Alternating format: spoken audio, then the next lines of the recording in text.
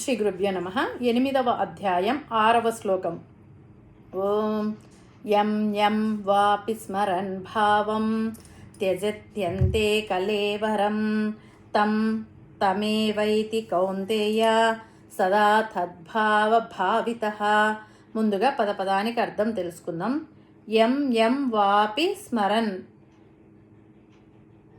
ఏ రూపమును లేదా ఏ భావమును స్మరిస్తూ, త్యజతి అంతే కలేవరం, అంత్యకాలమునందు శరీరాన్ని వదిలిపెడతాడో, కౌంతేయ కుంతీపుత్రుడైన ఓ అర్జున, సదా తద్భావ భావితః ఎల్లప్పుడూ ఆ భావనలోనే మునిగి తేలేవాడై, తం తం ఏవా ఆయా రూపములను భావమును మాత్రమే, ఏతి అంటే పొందుతున్నాడు.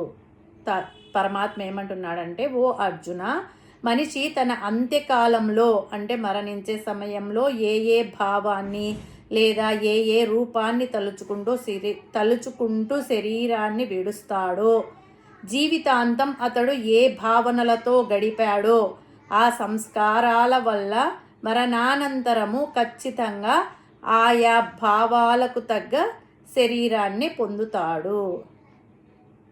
పరమాత్మ ఇక్కడ ఇంకొక ట్విస్ట్ ఇస్తున్నాడనమాట. అంటే ముందు శ్లోకంలో ఎవరైతే అవసాన దశలో నన్నే స్మరిస్తూ ఈ శరీరాన్ని వదిలిపెడతారో వారు నన్నే పొందుతారు, ఇందులో సందేహం లేదు అన్న పరమాత్మ ఈ శ్లోకంలో ఇంకొక మాట అంటున్నారు. అందరికీ అవసాన కాలంలో పరమాత్మను స్మరిస్తూ శరీరాన్ని వదలడం సాధ్యం కాకపోవచ్చు. మరి మానవుడు ఈ శరీరాన్ని వదిలేటప్పుడు పరమాత్మను కాకుండా వేరే వారి గురించి ఆలోచిస్తుంటే అప్పుడు ఏమవుతుంది అంటే, దానికి సమాధానంగా మానవుడు శరీరం విడిచిపెట్టేటప్పుడు ఎవ్వరి గురించి, దేని గురించి, ఏ రూపం గురించి తలుస్తాడో స్మరిస్తాడో దానినే పొందుతాడు అని ఈ శ్లోకంలో పరమాత్మ చెప్పాడు. అంటే చాయిస్ మనకే ఇచ్చేశాడు పరమాత్మ. సాధారణంగా మానవులు నిరంతరం దేని గురించి ఆలోచిస్తుంటారో తలుచుకుంటారో వారిలో అటువంటి సంస్కారమే ఏర్పడుతుంది.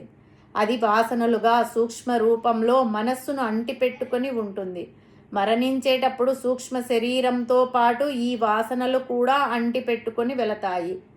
మరుజన్మలో ఆ వాసనలకు అనుగుణమైన శరీరాన్ని పొందడానికి అవకాశం ఉంది. జడభరతుడు మహాతపస్సంపన్నుడు. కానీ అంత్యకాలంలో ఒక జింక పిల్లను గురించి ఆరాటపడుతూ మరణించినందున మరుజన్మలో జింకగా పుట్టాడు.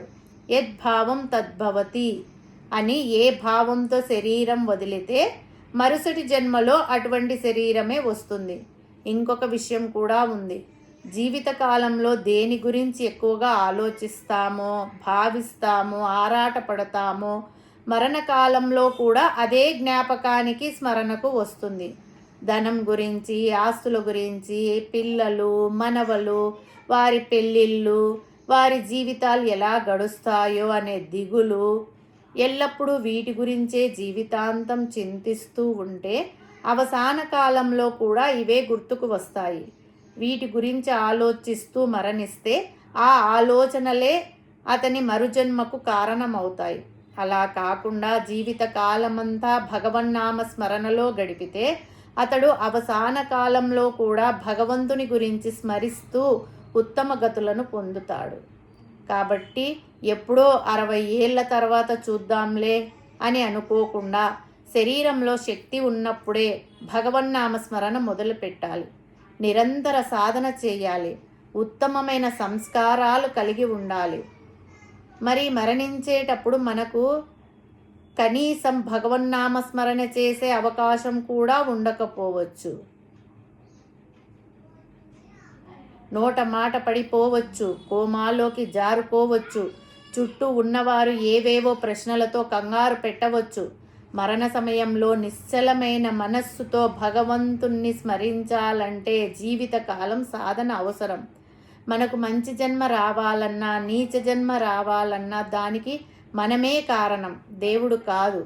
మనం ఏ జన్మ ఎత్తినా అది మన పూర్వ జన్మ సంస్కార వాసన ప్రభావమే కానీ వేరే కాదు. మరణ సమయంలో సాత్విక భావం రావాలంటే జీవితంలో ప్రతిరోజు సాత్విక సాధన అవసరం. రేపటి నీ గమ్యం ఈరోజు నీ ఆలోచనలపైనే ఆధారపడి ఉంటుంది. ఈ విషయం ప్రతి ఒక్కరూ గ్రహించాలి. హరి ఓం తస్సత్.